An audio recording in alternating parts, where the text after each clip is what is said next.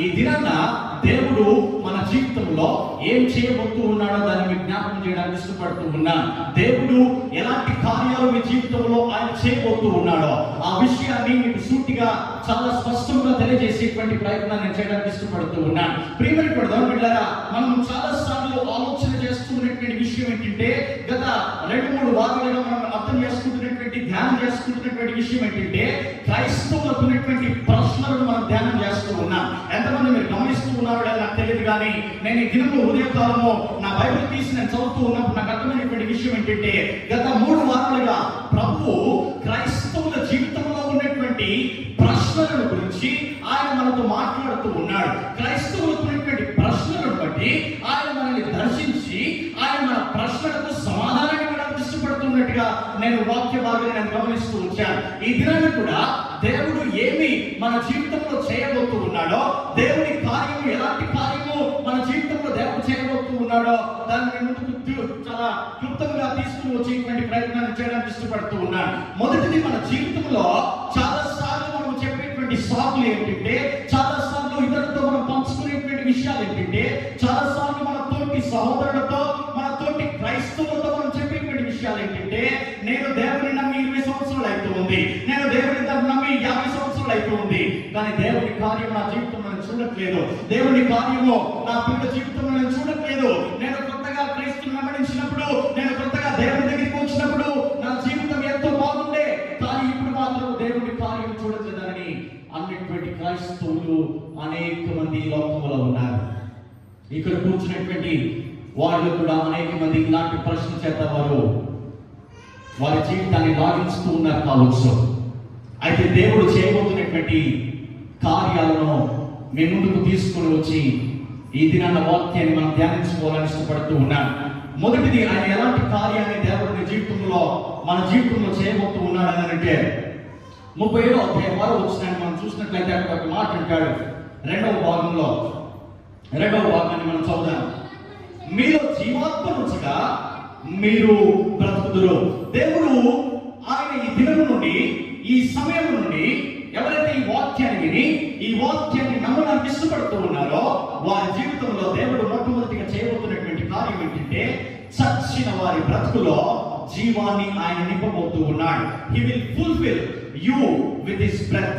దేవుడు తన జీవాత్మను ఆయన నీ లోపల ఆయన ఉంచడానికి ఇష్టపడుతూ ఉన్నాడు. ప్రియమైన దేవుని బిడ్డలారా, యెహెజ్కేలు గ్రంథము 37వ అధ్యాయం 1 నుండి కొన్ని విషయాలు మనం చూసినట్లయితే అక్కడ యెహెజ్కేలు మాట్లాడుతూ అంటాడు, ఇదిగో యెహోవా హస్తము నా మీదకి వచ్చెను, నేను ఆత్మవశుడనై ఉండగా యెహోవా నన్ను తోడుకొని పోయి ఎముకలతో నిండి ఉన్న ఒక లోయలో నన్ను దింపెను.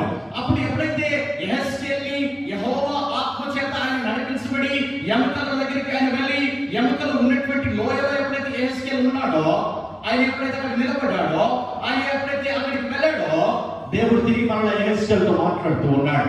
దేవుడు యెహెజ్కేలుతో మాట్లాడుతున్నటువంటి విషయం ఏంటంటే, యెహెజ్కేలా, ఇదిగో నువ్వు చూస్తున్నటువంటి ఎముకలు తిరిగి మరలా బ్రతకబడతాయా, తిరిగి మరలా జీవాన్ని పొందుకుంటాయా, తిరిగి మరలా శరీరాన్ని పొందుకొని అవి ఇక్కడ నుండి వెళ్తాయా అనేటువంటి మాట మాట్లాడుతున్నాడు. చూడండి ఒకసారి 2వ వచనాన్ని మనం చదువుదాం. మొదటి వచనం చివరి భాగాన్ని మనం చదువుదాం.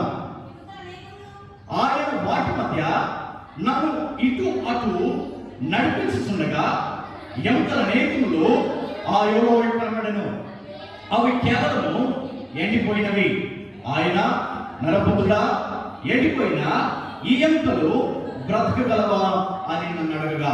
ప్రియమైన బిడ్డలారా, ఆయన ఇంతకుముందు మనం ప్రార్థన చేసుకుంటున్నప్పుడు నేను ఒక విషయాన్ని జ్ఞాపకం చేశాను. మనం ప్రార్థిస్తున్నప్పుడు ఒక ప్రార్థనను మనం దేవుడి దగ్గర ఆయనకు సమర్పిస్తూ ఉన్నాం. మనం ఏమైనా మాట్లాడుతున్నాం, మనం ఏమైనా ప్రార్థన చేసామంటే, ప్రభువా నీవు చచ్చిన వారితో కూడా మాట్లాడేటువంటి దేవుడు, నీవు ఎండిన ఎముకలతో కూడా మాట్లాడేటువంటి దేవుడు, నీవు నిర్జీవమైనటువంటి దానికి తిరిగి మరలా జీవాన్ని ఇచ్చేటువంటి దేవుడు అని అంటున్నా. అదే విషయాన్ని యెహెజ్కేలుతో దేవుడు మాట్లాడుతున్నాడు. యెహెజ్కేలా, ఈ చచ్చినటువంటి ఎండిపోయినటువంటి ఎముకలను చూస్తున్నావు కదా, ఈ ఎండినటువంటి ఎముకలు తిరిగి మరలా జీవాన్ని పొందుకుంటాయా అని అన్నాడు ఆయన. ఇప్పుడు యెహెజ్కేలు మాట్లాడుతున్నాడు. చూడండి 3వ వచనాన్ని.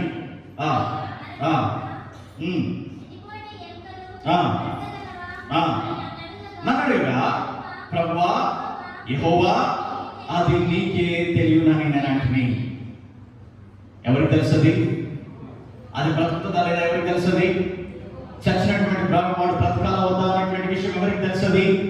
ఎవడు నిర్ణయించాడు దానిని? దేవుడు అయినటువంటి యెహోవా నిర్ణయించాడు దానిని. ప్రియమైన కూడా అనుకుంటారా? అందుకే యెహెజ్కేలుతో దేవుడు మాట్లాడితే తిరిగి మళ్ళీ యెహెజ్కేలు దేవుడితో మాట్లాడుతూ అంటాడు, యెహోవా ప్రభువు యెహోవా అన్నటువంటి మాట మాట్లాడుతూ అంటాడు. ప్రభువా అన్న మాట మాట్లాడాడు. రెండవది యెహోవా అని అంటున్నాడు. ఆయన అంటాడు, ప్రభువా యెహోవా అది నీకే తెలియమని. ఇప్పుడు మనం 4వ వచనాన్ని మనం చదువుదాం. అందుకు ఆయన ప్రవచనం ఎత్తి ఎండిపోయిన ఎముకలతో ఇట్లను, ఎండిపోయిన ఎముకలారా యెహోవా మాట ఆలకించుడి.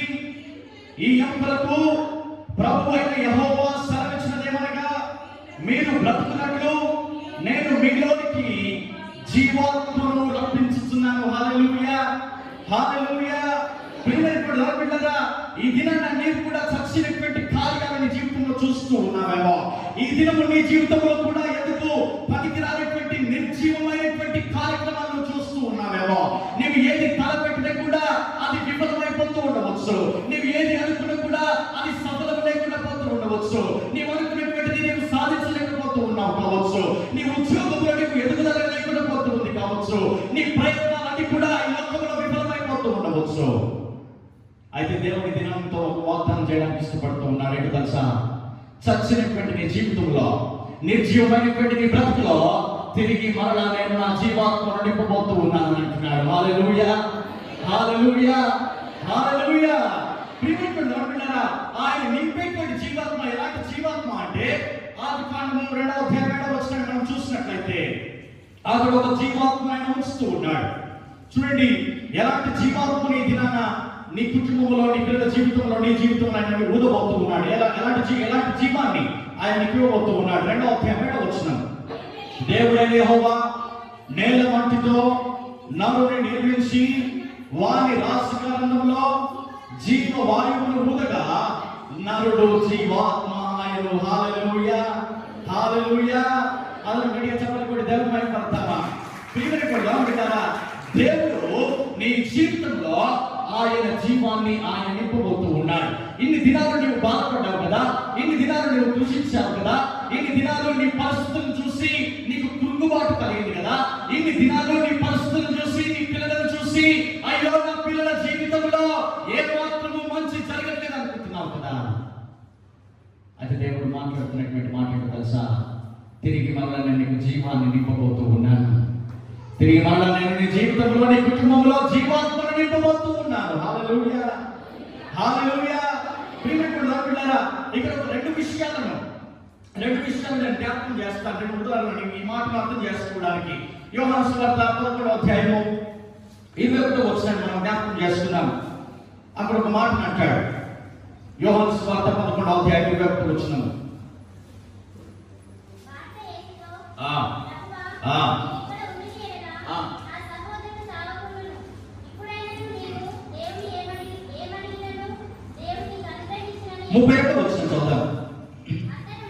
అంతట మరియా యేసు ఉన్న చోటికి వచ్చి ఆయనను చూచి ఆయన పాదముల మీద పడి, ప్రభువా నీవిక్కడ ఉండలేదా? నా సహోదరుడు సావకుండునెను. హల్లెలూయా, హల్లెలూయా. ప్రియమైన ఈ సందర్భము, ఈ సన్నివేశం మనకు చాలా సుపరిచితమైనటువంటిది. మార్తా మరియా లాజరు అనేటువంటి వారు అక్క తమ్ముడు, అన్న చెల్లెలు కావచ్చు వాళ్ళు అక్కడ, సహోదరి సహోదరులు వాళ్ళు అక్కడ. ఎప్పుడైతే లాజరు చనిపోయి పాతి పెట్టబడ్డాడో మార్త యేసు దగ్గరికి వచ్చేట్టుంది, ప్రభువా నీవు ఇక్కడ ఉన్నట్లయితే నా సహోదరుడు చచ్చిపోకుండా బ్రతికేటువంటి వాడు. అదే మాట తిరిగి మరలా మరియా కూడా మాట్లాడుతూ ఉంది. మరియా తనంతట తానుగా యేసు ప్రభు వాళ్ళ దగ్గరికి వచ్చింది. యేసు ప్రభుతో అంటుంది, ప్రభువా ఇదిగో నీవు కనుక ఇక్కడ ఉన్నట్లయితే నా సహోదరుడు బ్రతికేటువంటి వాడు. అందుకని దేవుడు ఆ మాటను మాట్లాడడానికి బదులుగా, దేవుని జీవాన్ని లాజరుకి ఇవ్వడానికి బదులుగా ఆయన ఒక ప్రశ్న కూడా అక్కడ మార్త మరియా గురించి ఆయన ప్రశ్నిస్తూ ఉన్నాడు. ప్రియమైన మనము మార్త మాట్లాడినటువంటి మాటను, మరియా మాట్లాడినటువంటి మాటను మనం గమనించినట్లయితే వారు మొట్టమొదటి మాట ఏమని పలుకుతూ ఉన్నారంటే దేవుని గురించి ప్రభువా అంటూ ఉన్నారు. ఏమన్నా అక్కడ చూడండి ఒకసారి, ఏమన్నా అక్కడ ప్రభువా అనేటువంటి మాట మాట్లాడుతూ ఉన్నారు. ప్రభువు అంటే అర్థం ఏంటంటే ఆయన ఎంత చెబితే అంత, ఆయన ఏది చెబితే అది చేయాలా, ఆయన ఎలా చెబితే అలా చేసేటువంటి వారు మాత్రమే ప్రభువా అనేటువంటి మాట మాట్లాడతారు, ప్రభువా అని దేవుని సంబోధిస్తారు. కాబట్టి ఇక్కడ మార్త మరియలు కూడా యేసు ప్రభువు వారి దగ్గరికి వచ్చి, ప్రభువా నీవు ఇక్కడ ఉన్నట్లయితే నా సహోదరుడు చనిపోకుండా బ్రతికేటువంటి వాడు అనేటువంటి మాట మాట్లాడుతూ ఉంటే యేసు ప్రభువు వారి సమాధానం ఇస్తూ ఉన్నారు. చూడండి ఒకసారి 24 వచనం మనం చదువుదాం. 24, 25, 26 వచనం మనం చదువుదాం. మార్త ఆయనతో అంత్యదినమున పునరుత్థానమందు లేచునని ఎరుగుదునెను. అందుకు యేసు, పునరుత్థానమును జీవమును నేనే, నా యందు విశ్వాసం ఉంచువాడు చనిపోయినను బ్రతుకును, బ్రతికి నా యందు విశ్వాసం ఉంచువాడు ఎన్నటికి నీ చనిపోడు. హల్లెలూయా, హల్లెలూయా. ప్రియమైన నిర్జీవమైనటువంటి నీ కుటుంబ పరిస్థితులలో, నీ జీవితంలో జీవము లేనటువంటి క్రియలు ఏదైతే నువ్వు చూస్తూ ఉన్నావో, ఈ దినాన దేవుని యొక్క జీవాత్మను పొందుకొని మనం వెళ్ళిపోతూ ఉన్నాము. హల్లెలూయా, హల్లెలూయా. ఎంతమంది నమ్ముతూ ఉన్నారు దేవుడు తన జీవాత్మను నాలో ఉంచుతాడని? నమ్మినటువంటి వారు గట్టిగా హల్లెలూయా చెప్తామా? హల్లెలూయా, హల్లెలూయా. ఎప్పుడైతే యేసు ప్రభువు వారి మాట మాట్లాడారో ఆయన లాజరుతో తిరిగి మనం మాట్లాడడానికి ఇష్టపడినటువంటి దేవుడు ఆయన. చూడండి ఒకసారి యోహాను సువార్త 11వ అధ్యాయం 43వ వచనం మనం చదువుదాం.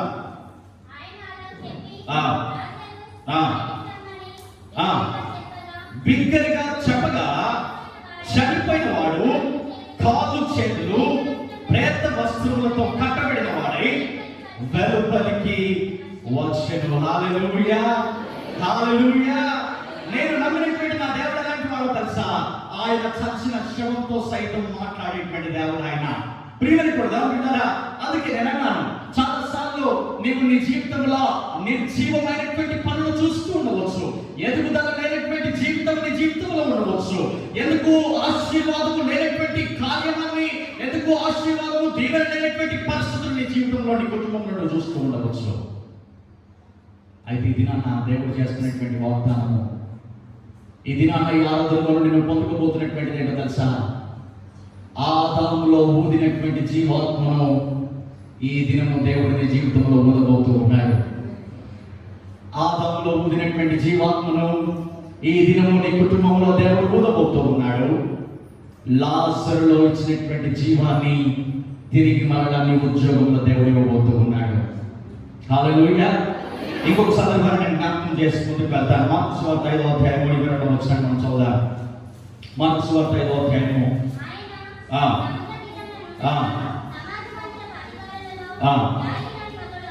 లోకడు వచ్చి ఆయన చూసి ఆయన పాదముల మీద పడి చాలండి.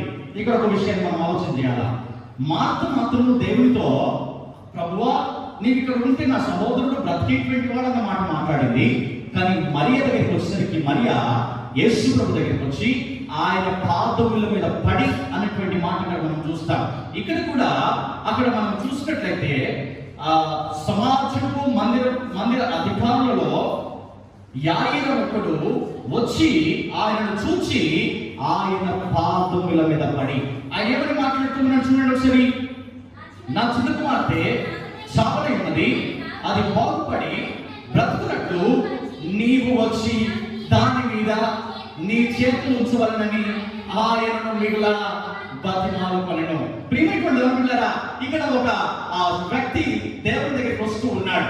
ఆయన ఎప్పుడైతే దోణి ఎక్కి అతనికి వచ్చినప్పుడు దోణిలో నుండి బయటకు వస్తున్నాడు, పడవలో నుండి బయటకు వచ్చిన తర్వాత ఎప్పుడైతే ఈ యాయిరు అనేటువంటి వ్యక్తి యేసు ప్రభు వస్తున్నటువంటి విషయాన్ని తెలుసుకున్నాడో, ఆయన గృహం నుండి ఆయన ఇంటి నుండి బయలుదేరినప్పుడు ఆయన కుమార్తె బ్రతికే ఉంది.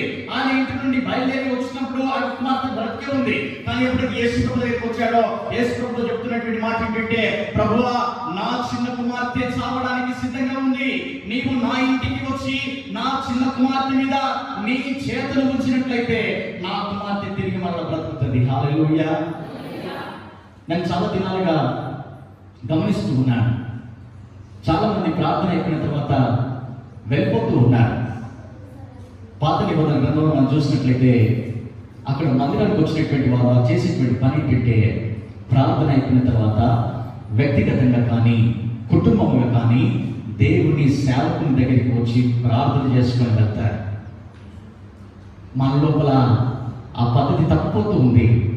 దేవుని సేవకుడు ఎప్పుడైతే తన చేతులు ఉంచి నీకు ప్రార్థిస్తాడో దేవుని హస్తము నీ మీద ఉంచిపోతున్నాడు దేవుడు అన్న. హల్లెలూయా, హల్లెలూయా. అందుకే ఇక్కడ యాయీరు అంటాడు, ప్రభువా ఇదిగో నీవు నా ఇంటికి వచ్చి నా చిన్న కుమార్తె మీద నీ చేతులు ఉంచినట్లయితే నా చిన్న కుమార్తె బ్రతుకుతూ ఉంది. ఇప్పుడు అక్కడ జరిగినటువంటి విషయాన్ని మనం అర్థం చేసుకుందాం. 35వ వచనం మనం చూద్దాం. ఆయన ఇంట్లో మాట్లాడుతుండగా ఇంటి నుండి కొందరు వచ్చి, నీ కుమార్తె చనిపోయినది, నీవిక బోధకుని ఎందుకు శ్రమ పెట్టుచున్నావని. హల్లెలూయా, హల్లెలూయా. 22వ వచనాన్ని మనం చూసినట్లయితే, 23వ వచనాన్ని మనం చూసినట్లయితే, నా చిన్న కుమార్తె చావునై ఉన్నది అని అంటున్నాడు. అంటే చావుకు దగ్గరగా ఉంది అని దాని అర్థం. ఆయన ఎప్పుడైతే ఇంట్లో నుండి బయలుదేరి యేసుప్రభు దగ్గరికి వచ్చాడో, ఆయన ఇంట్లో నుండి బయలుదేరినప్పుడు చిన్న కుమార్తె బ్రతికే ఉంది. అంటే కొనుగోలుతో ఉండవచ్చు. కానీ 35వ వచనానికి వచ్చేసరికి అక్కడ అంటారు, ఆయన ఇంట్లో నుండి కొందరు వచ్చి, ఇదిగో నీ చిన్న కుమార్తె ఆమె చనిపోయింది, నీవెందుకు ఇక బోధకుని నీవు శ్రమ పెడుతూ ఉన్నావు, నీవెందుకు యేసుప్రభు వారిని ఇబ్బంది పెడుతూ ఉన్నావు. కానీ యేసుప్రభు వారు చేసినటువంటి కార్యాన్ని ఒకసారి మనం చూసినట్లయితే అక్కడ 41వ వచనాన్ని చదువుదాం మనము. ఆ చిన్నదాని చేయి పట్టి తల్లి తాకుమి అని ఆయనతో చెప్పెను. ఆ మాటలు చిన్నదాన లెమ్మని నీతో చెప్పుచున్నానని అర్థము. వెంటనే ఆ చిన్నది లేచి నడవసాగెను. ఆమె 12 సంవత్సరముల ప్రాయము గలది. వారు బహుగా విస్మయము నొందిరి. ప్రియమైన దేవులారా, నేను ఈ దినాన ఎందుకు మిమ్మల్ని కుటుంబంతో కూర్చోవాలని నేను మీకు చెప్పానంటే, ఈ దినము తల్లిదండ్రులుగా మీ పిల్లల్ని మీరు దీవించబోతూ ఉన్నారు. హల్లెలూయా, హల్లెలూయా. చాలాసార్లు నేను క్రైస్తవులను బట్టి ఆశ్చర్యపడుతూ ఉంటాను. ఎందుకు తెలుసా? మన పిల్లల జీవితంలో బర్త్డే వస్తే, మన పిల్లల జీవితంలో వివాహ దినం వస్తే ఎవరితోనో ఫ్రెండ్స్తో సెలబ్రేట్ చేసుకోవడానికి వెళ్తాడు వాడు. కానీ తల్లిదండ్రులు మనం ఎప్పుడైనా మన పిల్లల బర్త్డే విషయంలో, మన పిల్లల వివాహ దినం విషయంలో మనం వారిని పిలిచి ప్రార్థన చేసి వారిని ఎక్కడైనా దీవించామా? లాస్ట్ ఇయర్ మేమందరం ఇంట్లో ఉన్నాం. పాల్, నేను, విలాస్ని, స్టెల్లా, మమ్మీ, డాడీ అందరం ఇంట్లో ఉన్నాం లాస్ట్ ఇయర్ అంతా. ఆగస్ట్ 28వ తారీఖు 20వ తారీఖు వాడి బర్త్డే. వాడికి ఒక డ్రెస్ తీసుకొని వచ్చాను నేను. ఆ రోజు ఉదయమే నేను ఎటు బయటకు వెళ్తూ ఉన్నాను, రెడీ అయిపోయాను. నాకున్నటువంటి ఒక అలవాటు ఏంటంటే, ఉదయకాలమే లేచి స్నానం చేస్తాను, దాని తర్వాత నా పనికి వెళ్తాను. నేను బయటకు వెళ్ళడానికి ముందే నేను స్నానం చేయాలి, అది నాకు ఇష్టమైనటువంటిది. నేను స్నానం చేశాను. పాల్ పిలిచాను వాడిని. ఇంట్లో బెడ్రూమ్లో ఉన్నాడు. ఎక్కడ ఉన్నాడు? వాడు ఇంట్లో ఉన్నాడు అన్నాడు. పిలువని అన్నాడు. వచ్చాడు. నేను డ్రెస్ తీసుకుని వచ్చాను వాడికి డ్రెస్ ఇవ్వడానికి ముందుగా నేను అన్నాను, తలలో నుంచి కళ్ళు మూసుకో, ప్రార్థన చేస్తానని చెప్పాను. ప్రార్థన చేస్తూ ఉన్నప్పుడు నాతో పాటుగా మమ్మీ, డాడీ ఇద్దరు కూడా, డాడీ పని మీద ఉన్నాడు, అట్లనే ప్రార్థనలో ఉన్నాడు. నేను అన్నాను, పాలు పిలిచి, నువ్వు తలలో వచ్చి కళ్ళు మూసుకో, నీకోసం నేను ప్రార్థన చేస్తాను, ఇష్టపడుతూ ఉన్నాను. ప్రియమైనటువంటి పిల్లల, మన పిల్లల బర్త్డే విషయంలో, మన పిల్లల వివాహ దినం విషయంలో, మన పిల్లల శుభకార్యాల విషయాలలో పెద్దలుగా మనమే మన పిల్లల్ని దీవించాలి. హల్లెలూయా, హల్లెలూయా. వాడికి డ్రెస్ ఇవ్వడానికి ముందు నేను ప్రార్థన చేసి వాడిని దీవించాను. దేవుడు నువ్వు చేసేటువంటి ప్రతి ప్రయత్నము సఫలం చేయబోతూ ఉన్నాడు. ఎప్పుడైతే నేను ఆ మాట మాట్లాడానో అదే సంవత్సరము, పోయిన సంవత్సరము దేవుడు తనను, తన కుటుంబాన్ని, తల్లిదండ్రులుగా వారిని ఒకేసారి అమెరికా దేశానికి నడిపించాడు. హల్లెలూయా, హల్లెలూయా, హల్లెలూయా. దేవుడి దినాన ఆయన సేవకుడిగా నాలో నుండి ఆయన మాట్లాడుతున్నటువంటి మాట ఏంటంటే, తిరిగి మరలా నేను జీవాత్మను మీ లోపల నేను ఊదబోతూ ఉన్నాను, నా జీవాన్ని నేను మీకు తిరిగి మరలా ఇవ్వబోతూ ఉన్నాను. నీ పరిస్థితులను చూసి నువ్వు చచ్చిపోయినట్టుగా ఉన్నావేమో, నీ పిల్లలను చూసి నీ భవిష్యత్తు, నీ పిల్లల భవిష్యత్తును చూసి దిగులు నీకు వస్తూ ఉందేమో. నిరాశ, నిస్పృహ నిన్ను వెంటాడుతూ ఉంది కావచ్చు, నిన్ను వెనక్కి లాగుతూ ఉంది కావచ్చు. కానీ దినాన దేవుని సేవకుడిగా నేను జ్ఞాపకం చేస్తూ ఉన్నాను. ఎదిగో చచ్చినటువంటి ప్రతి కార్యము, నిష్ప్రయోజనమైనటువంటి ప్రతి కార్యము, ఎదిగో జీవము లేనటువంటి ప్రతి కార్యము కూడా ఈ ఆరాధనలో దేవుని జీవంతో ఇక్కడ నువ్వు వెళ్ళి దేవుడు నిన్ను దీవించి ఆశీర్వదించబోతూ ఉన్నాడు. హల్లెలూయా, హల్లెలూయా. దేవుని యొక్క వాక్యాన్ని నేను ముగించడానికి ముందుగా కొన్ని విషయాలు నేను ముందుంచి తిరిగి మళ్ళీ నేను ఆ వాక్యాన్ని ఒకసారి మనం జ్ఞాపకం చేసుకున్నాం. యెహెజ్కేలు గ్రంథం 37వ అధ్యాయము, యెహెజ్కేలు గ్రంథం 37వ అధ్యాయము 4వ వచనాన్ని మనం చూసినట్లయితే అక్కడ ఒక మాట అంటాడు, ఈ ఎముకలు తిరిగి మరలా జీవింపగలవా అనేటువంటి మాట మాట్లాడుతూ ఉన్నాడు ఆయన. 3వ వచనంలో ఎండిపోయిన ఈ ఎముకలు బ్రతకగలవా అని నన్ను అడగగా ఆయన చేసినటువంటి పని ఒకసారి మనం చూసినట్లయితే, ఆయన చేసినటువంటి కార్యం మనం చూసినట్లయితే 6వ వచనంలో, 6వ వచనం చదువుదాం. చర్మము కప్పి మీకు నరకలునిచ్చి మీ మీద మాంసము పొదిగి చర్మము మీ మీద కప్పెదను, మీలో జీవాత్మగా మీరు బ్రతుకుదురు, అప్పుడు నేను యెహోవానై ఉన్నానని మీరు తెలుసుకుందురు. ప్రియమైన బిడ్డలారా, ఆయన నేను నమ్మినటువంటి నా దేవుడు ఎలాంటి వాడు తెలుసా? నేను నమ్మినటువంటి నా దేవుడు ఆయన చచ్చిన శవంతో మాట్లాడగలిగినటువంటి దేవుడు ఆయన. నేను నమ్మినటువంటి నా దేవుడు ఎండిన ఎముకలతో కూడా మాట్లాడేటువంటి దేవుడు ఆయన. ఆయన ఎప్పుడైతే ఆయన మాట్లాడుతూ ఉన్నాడో, ఆయన మాట ఎప్పుడైతే శవము ఆయన మాటలు విన్నదో, ఎప్పుడైతే ఎముకలు ఆయన మాట్లాడేటువంటి మాటలు విన్నాయో, ఆ మాటతో పాటుగా దేవుని యొక్క జీవాన్ని కూడా ఆయన వదిలిపెట్టాడు. ఆయన మాట్లాడినప్పుడు ఎందుకు జీవం కలిగిందనంటే, దేవుడు మాట్లాడిన వెంటనే ఆయనలో ఉన్నటువంటి జీవం కూడా శవంలోనికి వెళ్ళింది. ఆయన ఎప్పుడైతే మాట్లాడాడో ఆయనలో ఉన్నటువంటి జీవము ఎండిన ఎముకల్లోనికి అది వెళ్ళింది.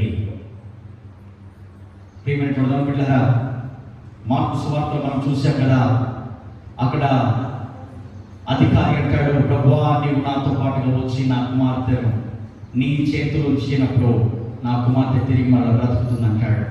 ప్రియమైనటువంటి బిడ్డలారా, నీవు నమ్మినటువంటి దేవుడు నీవెక్కడికి రమ్మంటే ఆయన ఎక్కడికి వస్తాడు. నీ కోసం ఏం కార్యం చేయాలని ఆ కార్యం చేస్తాడు. నీ కోసం నీవేదైతే నీ జీవితంలో కావాలని కోరుకుంటూ ఉన్నావో, ప్రభువా నా కోసం ఇది చేయండి అని ఎప్పుడైతే అడుగుతావో ఆయన నీ కోసం చేసేటువంటి దేవుడు ఆయన కార్యాన్ని చేయడానికే ఆయన ఈ దినాన జీవాత్మను నీ లోపల ఆయన ఉంచబోతూ ఉన్నాడు. హల్లెలూయా. రెండవ విషయాన్ని జ్ఞాపకం చేసి ముగిస్తాను. యేసు గ్రంథము 37వ అధ్యాయం 11వ వచనం మనం చదువుదాం. అప్పుడు ఆయన నాతో ఇట్లా నేను, నరపుత్రుడా, ఈ ఎముకలు ఇశ్రాయేలీయులందరినీ సూచించుచున్నవి. వారు మన ఎముకలు ఎండిపోయెను, మన ఆశ విఫలమాయను, మనము నాశనమైపోతుంది అని అనుకొనుచున్నాడు. రెండవది, దేవుడి ఈ దినము ఈ ఆరాధనలో నీ జీవితంలో, నీ పిల్లల జీవితంలో, ఈ సంఘ జీవితంలో చేయబోతున్నటువంటి కార్యం ఏంటంటే, ఆశ గలవాడి ప్రాణాన్ని సఫలపరచబోతూ ఉన్నాడు దేవుడు. ఎలాంటి ఆశలు కలిగి ఉన్నావు? నీ పిల్లల పట్ల ఆశ ఉందా? నీ జీవితం పట్ల ఆశ ఉందా? లేదంటే నీకు ఏదైనా కావాలని ఆశపడుతూ ఉన్నావా? దేవుడు నా కుటుంబంలో ఏదో చేయాలని ఆశపడుతూ ఉన్నావా? ఆ ఆశ ఈ క్షణం నెరవేర్చబడబోతూ ఉంది. హల్లెలూయా, హల్లెలూయా, హల్లెలూయా. బిడ్డలారా, నీకున్నటువంటి ఆశను ఆయన సిద్ధింప చేయగలిగినటువంటి దేవుడు యెహోవా. ఆశ లేక నిరాశతో ఉన్నటువంటి నీ ప్రాణాన్ని తిరిగి మరలా ఆశ చేత నింపబోతూ ఉన్నటువంటి దేవుడు ఆయన. ప్రియమైన వస్తున్నారా, చాలాసార్లు ఉద్యోగాల కోసం ప్రయత్నం చేశామన్నా, కానీ మా జీవితంలో జరగలేదు. ఎక్కడ ఇంటర్వ్యూకి వెళ్ళినా కూడా మేము ఫెయిల్ అవుతూ ఉన్నాం. తల్లిదండ్రులారా, ఇదిగో నేను కూడా మా పిల్లల కోసం ప్రార్థన చేస్తూ ఉన్నాను, కానీ మా పిల్లల జీవితంలో దేవుని కార్యం చూడలేకపోతూ ఉన్నామయ్యా అని అంటున్నారేమో. దేవుని ఎన్నో సంవత్సరాలుగా మేము ప్రార్థన చేస్తూ ఉన్నాం, కానీ నా జీవితంలో, నా కుటుంబ జీవితంలో దేవుని యొక్క కార్యము నేను చూడలేకపోతూ ఉన్నాను అనుకుంటున్నావేమో. ఇది నా దేవుడితో వాగ్దానం చేస్తూ ఉన్నాడు. నీవేదైతే ఆశ కలిగి ఉన్నావో ఆ ఆశను తిరిగి మరలా చిగురించబోతూ ఉన్నాడు. ఆ ఆశను తిరిగి మరలా నీ పట్ల ఆయన సఫలపరచబడుతూ ఉన్నాడు. ఆయన ఎలాంటి ఆశ కలిగి ఉన్నావునేమో ఆ ఆశ నెరవేర్చబోతూ ఉన్నాడు ఆయన. ప్రియమైనటువంటి దేవుని సంగమా, ప్రియమైనటువంటి దేవుని బిడ్డలారా, దావీదు రాసినటువంటి కీర్తన గ్రంథము 42వ కీర్తన మొదటి వచనంలో దావీదుకు ఉన్నటువంటి ఆశను ఆయన దేవుని దగ్గర పెడుతూ అంటాడు. చూడండి ఒకసారి, ఆయనకున్నటువంటి ఆశను బట్టి దేవునితో మాట్లాడతాడు దావీదు. 42వ కీర్తన మొదటి వచనం 2వ వచనము, దుప్పి నీటి వాగుల కొరకు ఆశపడినట్లు దేవా నీ కొరకు నా ప్రాణం ఆశపడుచున్నది. నా ప్రాణము దేవుని కొరకు తృష్ణపడుచున్నది, జీవము గల దేవుని కొరకు తృష్ణపడుచున్నది. దేవుని సన్నిధికి నేర్పడు వచ్చేదను, ఆయన సన్నిధిని నేర్పడు కనపడేదను. హల్లెలూయా, హల్లెలూయా. దావీదు చాలా క్లియర్గా అంటాడు, ప్రభువా దుప్పి నీటి వాగుల కొరకు ఆశపడుతున్నట్టుగా నా ప్రాణము నీ కొరకు ఆశపడుచు ఉన్నది. నా ప్రాణం ఎవరి కొరకు ఆశపడుచు ఉన్నది అంటే జీవము గల దేవుడి కొరకు ఆశపడుచు ఉన్నది. ప్రియమైనటువంటి బిడ్డలారా, ఒకసారి మనము ఆయనకున్నటువంటి ఆశను బట్టి దావీదు చేస్తున్నటువంటి ఒక పనిని మనం జ్ఞాపకం చేసుకుందాం. ఆయన ఏం చేస్తూ ఉన్నాడు? 119వ కీర్తన 147వ వచనం మనం చదువుదాం. 119వ కీర్తన 147వ వచనం, తెల్లవారు మునిపే మొరపెట్టుకుని నీ మాటల మీద నేను ఆశ పెట్టుకొని ఉన్నాను. హల్లెలూయా, హల్లెలూయా, హల్లెలూయా, హల్లెలూయా, హల్లెలూయా. ప్రియమైనటువంటి దేవుని భక్తుడు ఒక పాటను రాస్తూ ఒక మంచి పాటను ఆయన పాడాడు.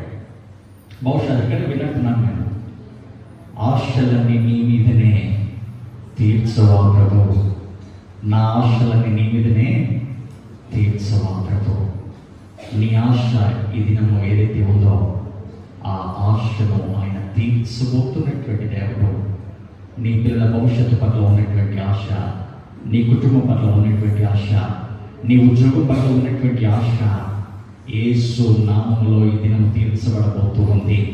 ఈ దినము ఆశ కలిగినటువంటి ప్రాణం ఏదైతే ఉందో ఇక్కడ తృప్తి పొంది ఈ ఆదివారపు ఆరాధనలో నుండి బయటికి వెళ్ళబోతూ ఉన్నది. హల్లెలూయా, హల్లెలూయా. బిడ్డలారా, అందుకే నేను అన్నాను కదా, రేపటి నుండి ఉదయకాలపు ఆరాధన నేను ప్రారంభించడానికి ఇష్టపడుతూ ఉన్నాను. ఎందుకో తెలుసా? ఆయన ఇచ్చినటువంటి మాట మీద ఎవరైతే ఆశ పెట్టుకుంటారో తెల్లవారకు మునిపే ఎప్పుడైతే నువ్వు ప్రార్థిస్తావో నీ ఆశను ఆయన సఫలం చేసేటువంటి దేవుడు. ఇప్పుడు నేను అడుగుతున్నాను, ఎంతమంది ఉదయకాల ఆరాధనలో ఉండడానికి ఇష్టపడుతూ ఉన్నారు? ఉదయం 5:30 గంటలకి ఎంతమంది ఆరాధనలో ఉండడానికి ఇష్టపడుతూ ఉన్నారు? ఒకసారి మీ చేత ఎత్తండి. ఆశ ఉంటే సరిపోదు, ప్రార్థన జీవితం కావాలి. ఆశపడితే సరిపోదు, కానీ ప్రార్థించే మనస్సు కావాలి. ప్రార్థించకపోతే నీ ఆశ నెరవేర్చబడదు. ప్రార్థించకపోతే నీ ఆశ నిరాశగా ఉంటున్నది. నీ ఆశ అడియాశగా మారబోతుంది. ప్రియమైనటువంటి ఉదయకాలపు ఆరాధన ఎందుకు ప్రారంభిస్తున్నారో తెలుసా? మీకున్నటువంటి ఆశలు ప్రభు పాదాల దగ్గర మీరు పెట్టాలని నా తాపత్రయము. నీ ఆశలు దేవుడు సఫలం చేయాలనేటువంటిది నా ఆకాంక్ష, నా ఆలోచన. ప్రియమైనటువంటి అందరం లేచి నిలబడదామా? అందరం లేచి నిలబడదాం.